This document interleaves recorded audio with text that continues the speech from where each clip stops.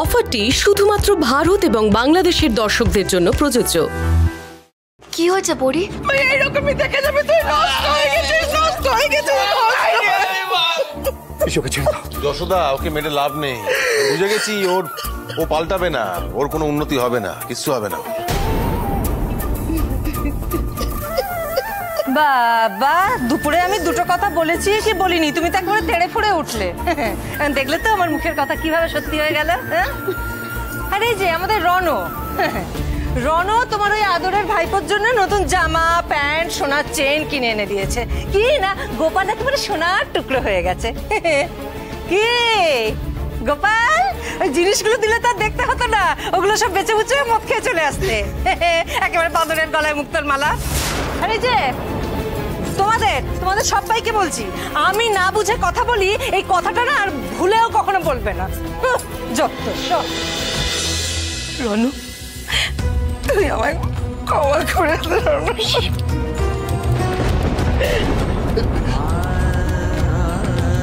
এই নাড়ু নাড়ু নাড়ু, ওকে নিয়ে বাড়িতে পৌঁছে দিয়ে যা। গোপালদা, গোপালদা, নাড়ু এক কাজ কর, তুই ওকে ভেতরে নিয়ে যা। আমি বলছি আমি মদ খাইনি কাকি। তুই যদি আমার কথা বিশ্বাস না করো, তুমি অফিসারকে জিজ্ঞেস করো। অফিসার তো আমাকে এখানে পৌঁছে দিয়ে গেছে, ওনাকে জিজ্ঞেস করো। গোপালদা, আরে ওইসব কথা পরে হবে, এখন চলো একটু ধরো না।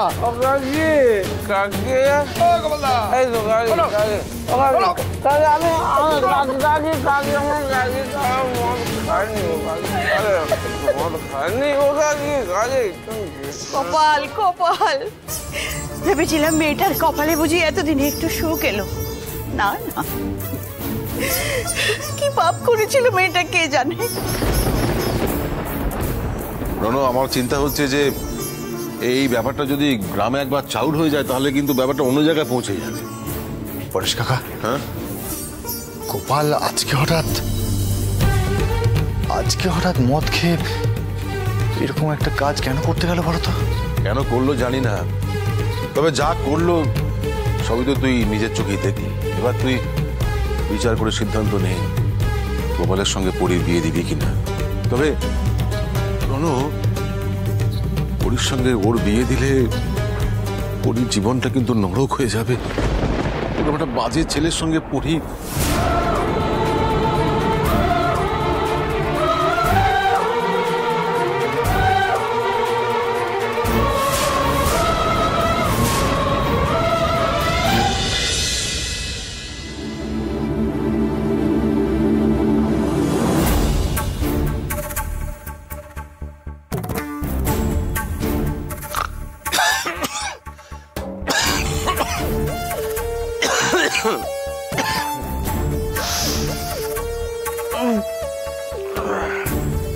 কাকি, ও কাকি চা দাও। কাকি, কাকি চা দাও। আরে রণদা, তোমরা আমাদের বাড়িতে এত সকালে?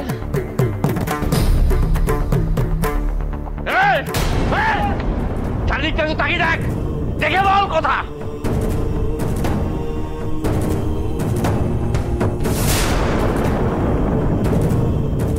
আমি এখানে কি করে এলাম? আমার কি হয়েছিল? কি হয়েছিল? তোর কি হয়েছিল?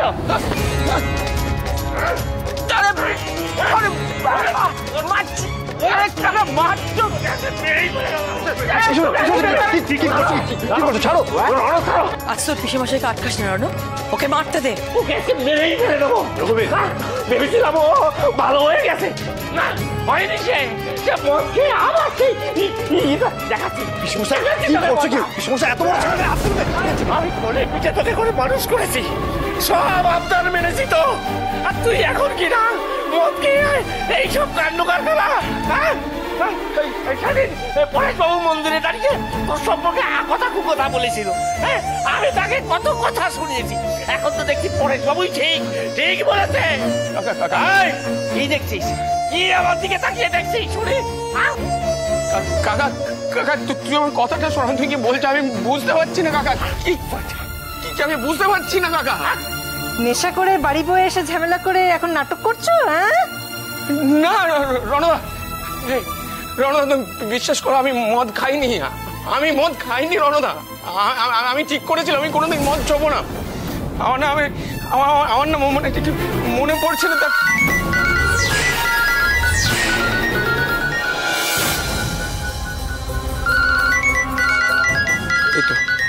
এই তো মিল মালিকের ফোন। তোমরা আমাকে বিশ্বাস করছো না তো? এবার দাঁড়াও, মিল মালিকের সাথে কথা বলে আমি জানাচ্ছি আমার কালকে কি হয়েছিল। দাঁড়াও দাঁড়াও দাঁড়াও, তখন তোমরা বিশ্বাস করবে। সব ঠিক আছে তো? আমি ঠিক আছে কিনা সেসব ছাড়ুন, আমি আপনাকে এক্ষুনি ফোন করতে যাচ্ছিলাম। কেন, কি হয়েছে? দেখুন, কাল তো আমাদের মিলে পুজো হয়েছিল। পুজোর পরে কি হয়েছিল আমার ঠিক মনে পড়ছে না। বাড়িতে এক একজন এক এক রকমের কথা বলছে।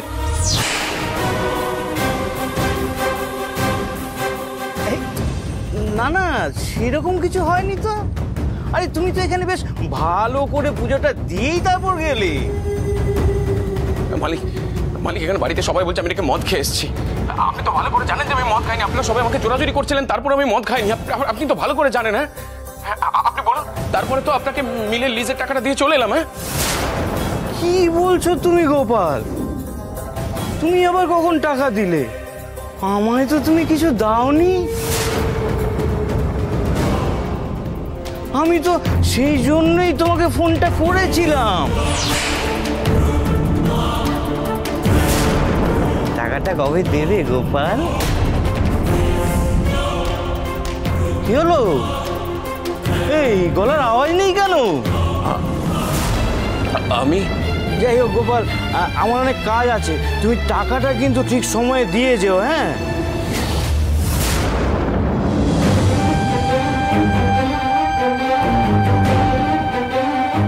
কি বলছো তুমি গোপাল? তুমি আবার কখন টাকা দিলে? আমায় তো তুমি কিছু দাওনি।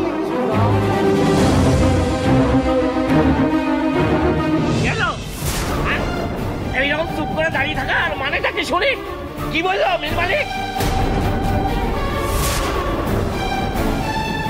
এসব কি হচ্ছে? এরা সব বলছে আমি মদ খেয়ে এসেছি। মিল মালিক বলছে যে আমি টাকাটা দিইনি। আমি তো কিছুই বুঝতে পারছি না। কাল রাতে নিশ্চয়ই কিছু একটা গন্ডগোল হয়েছে মিলে, সেই জন্য এই সমস্যাগুলো হচ্ছে। কিরে গোপাল, চুপ করে আছিস কেন? কিছু বল।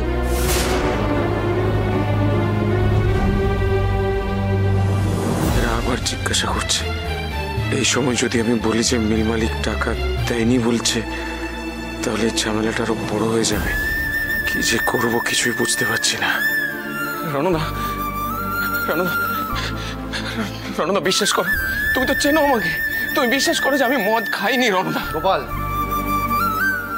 কালকে রাতে তুমি যে ঝামেলাটা করেছিলে এটা আমার চোখের সামনেই করেছিলে। রণদা, জানো গোপাল, তোমার উপর না আমার একটু একটু করে বিশ্বাস জন্মাচ্ছিল। সে সবকিছু তুমি শেষ করে দিলে। আমি স্বপ্নেও ভাবিনি তুমি এরকম একটা কাজ করতে পারো।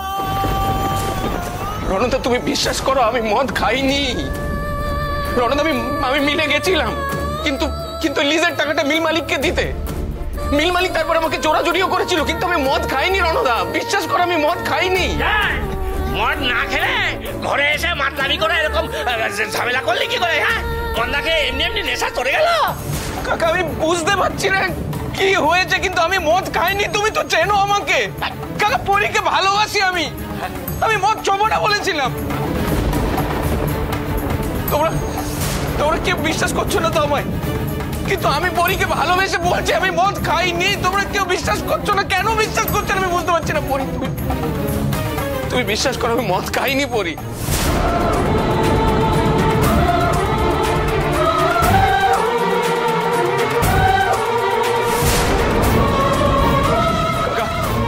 কাকা তুমি বিশ্বাস করো আমি মদ খাইনি কাকা।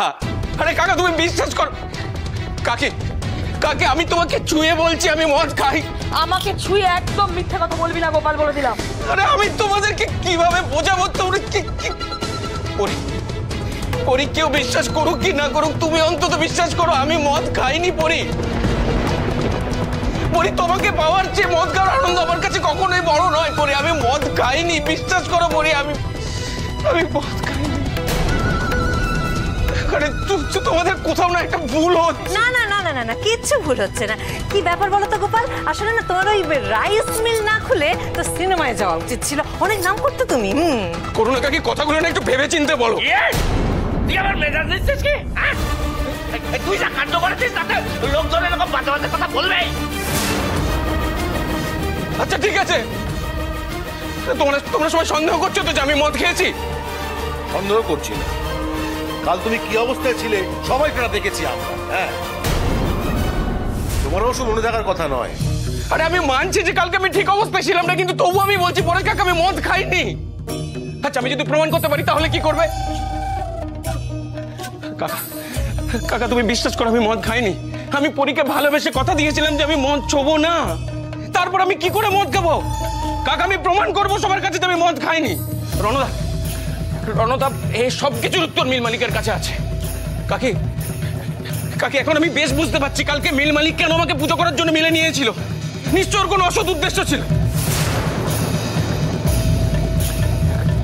রণদা রণদা মিল মালিককে ধরলেই সব উত্তর পাওয়া যাবে। আমি এক্ষুনি মিল মালিকের কাছে যাব আর তার কাছ থেকে সব উত্তর নিয়ে আসবো। তুই যাও, গিয়ে ঝামেলা বাগাও। এমনিটাই তো মান সম্মান সব গেছে, এখন ওই মিলটাও হাতছাড়া হয়ে যাক। তবে তুমি কি বলছো আমি চুপ করে থাকবো? আরে তোমরা সবাই আমাকে দোষ দিচ্ছ, আমি চুপ করে থাকবো? আর আমি তো বারবার বলছি যে মিল মালিকের কাছে সব উত্তর আছে, ওর কাছে গেলে ওকে ধরলেই সবকিছু জানা যাবে। তোমরা কেন বুঝতে পারছো না? শোন, তুই গিয়ে ওখানে একা একা গেলে ঝামেলা করবি, আমিও তোর সাথে যাবো। হ্যাঁ, তুমি কি করবে? আমি যাবেই তো, 100 বার যাবি। তুই ওখানে গিয়ে ঝামেলা করবি, আর শুধু তোর কাকা নয়, তোর কাকার সঙ্গে আমিও যাব। আমাদের দুজনেরই জানা উচিত ওখানে আসলে কি হয়েছিল। ঠিক আছে ঠিক আছে, তাহলে চলো তোমরা আমার সঙ্গে। হ্যাঁ, তোমাদেরও জানা দরকার, আর তোমরা যখন জানতে পারবে তখন বাকিরাও জানতে পারবে, বাকিরাও সত্যিটা জানতে পারবে। আমি সবাইকে বলে যাচ্ছি, এই শেষ দেখে আমি ছাড়বো, সত্যিটা আমি সামনে আনবই, সত্যিটা আমি প্রমাণ করবই। রণ, আমরা ওই মিল মালিকের সাথে দেখা করে গিয়ে তাহলে আসল ঘটনাটা জানতে পারবো। কি গো তুমি দাঁড়িয়ে রইলে কেন? চলো চলো চলো চলো।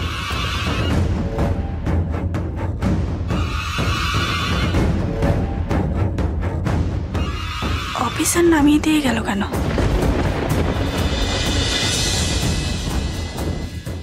আপনি এরকম একটা কাজ করবেন সত্যি আমি আশা করিনি। আপনি কি বলছেন আমি তো কিছুই বুঝতে পারছি না। কি করেছি আমি? একদম নাটক করার চেষ্টা করবেন না। আপনি যে গোপালদাকে মদ খাইয়েছেন, কেউ বুঝুক আর না বুঝুক, আমি বুঝতে পেরেছি। আমি? হ্যাঁ, আপনি গোপালদাকে মদ খাইয়ে মাতাল করে আমাদের বাড়ির সামনে ছেড়ে দিয়ে এসেছিলেন, সত্যি কিনা? হ্যাঁ, আমি গোপালকে আপনাদের বাড়ির সামনে ছেড়েছিলাম, কিন্তু ছাড়ার পর কি হয়েছিল সেটা কি আপনি জানেন?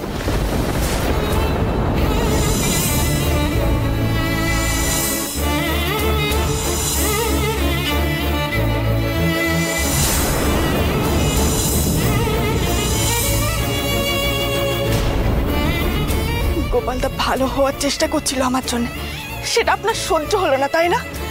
সেই জন্য আপনি গোপালদাকে মদ খাইয়ে মাতাল করে সবার সামনে খারাপ প্রমাণ করার চেষ্টা করলেন। ছি, আপনি এতটা নিচে নামতে পারেন আমি ভাবতে পারিনি। আপনি আমায় ভালোবাসেন এটা আমি জানতাম। এটা কি ভালোবাসা? দয়া করে কি হয়েছিল সেটা না জেনে এরকম বলবেন না। আমার কিচ্ছু জানার নেই, শুধুমাত্র আমার জন্য গোপালদা ভালো হওয়ার চেষ্টা করছিল। সমস্ত খারাপ স্বভাব ছেড়ে দিয়ে ভালো মানুষের মতো মানুষ হওয়ার চেষ্টা করছিল। আমাকে ভালোবেসে বিয়ে করবে বলে নিজে থেকে কথা দিয়েছিল আর কোনোদিন মদ ছবে না। আর আপনি কি করলেন? আর আপনি ওকে জোর করে মদ খাইয়ে মাতাল বানিয়ে সবার সামনে খারাপ প্রমাণ করার জন্য এরকম একটা জঘন্য প্ল্যান করলেন।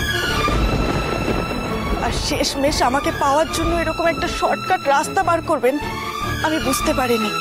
ছি, আপনি আমাকে এতদিনে এই বুঝেছেন? আপনার সাথে বিয়ে করে সংসার করার ইচ্ছে আমার ছিল, কিন্তু তার জন্য গোপালকে মদ খাই এরকম একটা নোংরা কাজ আমি করতে পারি না। পড়ি কাল যখন আমি গোপালকে রাস্তায় দেখি তখন ও একেবারে মদ্যপ অবস্থায় রাস্তা দিয়ে আসছিল। এত নেশা করেছিল যে ও ঠিক করে হাঁটতে পারছিল না। তখন আমি গোপালকে বললাম যে গোপাল চলো, আমি তোমাকে তোমার বাড়ির সামনে নামিয়ে দিচ্ছি, কিন্তু ও আমার একটা কথাও শুনেনি।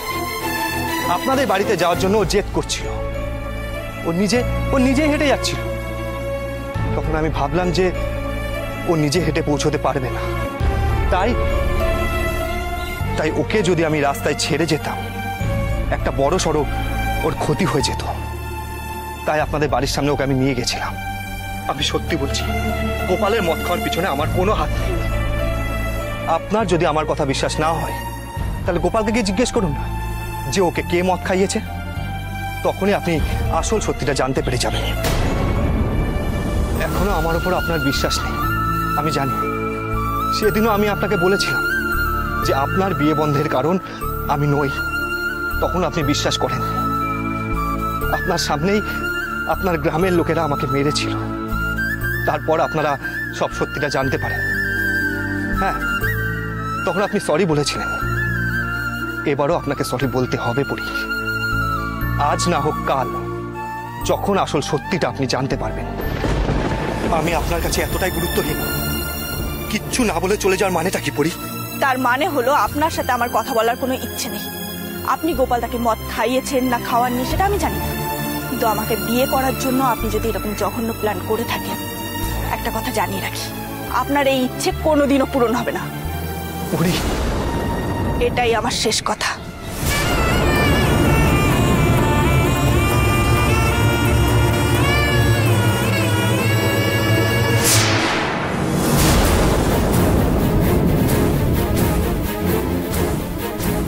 গোপাল, একটু শান্ত মাথায় কথা বলবি, বুঝলি? এটা আমার জীবন মরণ সমস্যা কাকা, আমাকে বুঝে নিতে দাও। গোপাল, গোপাল আগেই এত রাগারাগি করিস রে। কাকা আমার মাথায় কোন চেপে আছে। আচ্ছা ঠিক আছে, এই যে বড় লোকের বেটা বেরিয়ে আসুন। কি ব্যাপার গোপাল? হ্যাঁ, এখানে এসে এরকম অসভ্যের মতন চিৎকার করছে কেন? অসভ্যের মতো চিৎকার করছে? নিজের বাড়ির লোকজন, আত্মীয় স্বজন, এমনকি হবু বউ পর্যন্ত আমাকে সন্দেহ করছে। আর আমি সভ্যভাবে কথা বলবো আপনার সাথে? আস্তে কথা বলবো? আমি কি গল্প করতে আসছি নাকি আপনার সঙ্গে? রঘুবীর, তোমার ছেলে এসব কিসব কথা বলছে? না দেখুন, আমি বলি সেটা হচ্ছে যে গোপাল এই জন্য আর মদ খাবে না বলে প্রতিজ্ঞা করেছিল, কিন্তু কাল রাতে মদ খেয়ে বাড়িতে ভীষণ ঝামেলা করেছে। এই ব্যাপারটার সঙ্গে আমার কি সম্পর্ক? না মানে গোপাল বলছিল যে ওই আমার দাদার বাড়ি যাওয়ার আগে ও নাকি আপনার সাথে ছিল, আর মিলে পুজো হয়ে যাওয়ার পর আপনি নাকি ওকে মদ খাওয়ার জন্য জোর করছিলেন, কিন্তু ও নাকি খেতে চায়নি। কি? না না, হ্যাঁ আপনি আমাদের সত্যিটা খুলে বলুন না। রে, আমি যদি বলি গোপাল মদ খেয়েছে তাহলে তো গোপাল আমাকে খেয়ে ফেলবে। বলি সত্যি সত্যি বলুন না যে গোপাল কি আপনার সাথে মদ খেয়েছিল? না রঘুবীর, ও মদ খায়নি।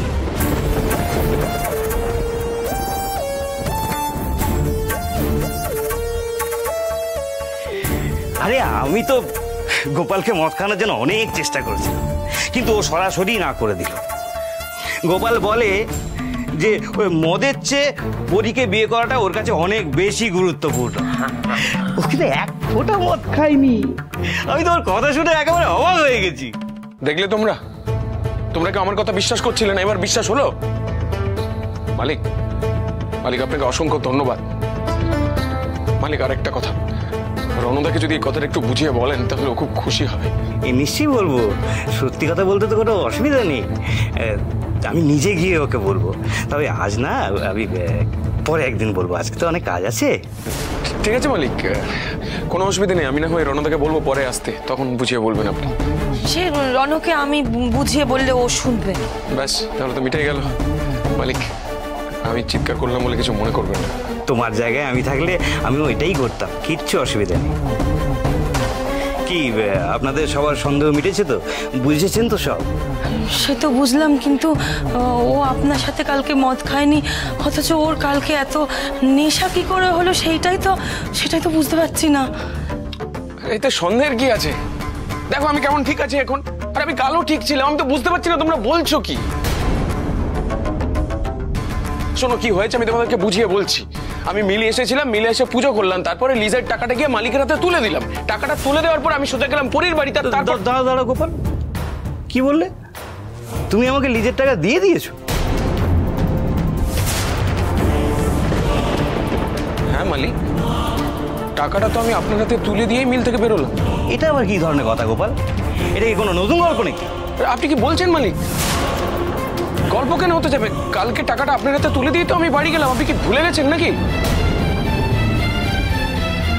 আমার সাথে কোনো ছেলে খেলা করতে যেও না গোপাল। মিলের টাকা তুমি দেবে বলেও না দিয়ে কিন্তু চলে গেছিলে। আমি ভাবলাম টাকা চেয়ে তোমাকে ছোট করে লাভ নেই, তুমি হয়তো কাল দিয়ে যাবে, তাই আর তোমার কাছে চাইনি। আর এখন এসে বলছো তুমি টাকাটা দিয়ে দিয়েছো। গোপাল, উনি এসব কি বলছেন? হায় ভগবান, এবার আমি কি করব? আরে দাঁড়াও, ফাঁস করে মেলা খেদো না গা, ব্যাপারটা আমাকে বুঝতে দাও।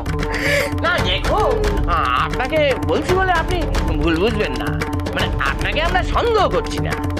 ওই গোপাল কি আপনাকে টাকাটা দিয়েছিল? মানে হয়তো এমন হতে পারে তো যে আপনি টাকাটা ভুলে অন্য কোথাও রেখে দিয়েছেন। একটু মনে করে দেখুন না।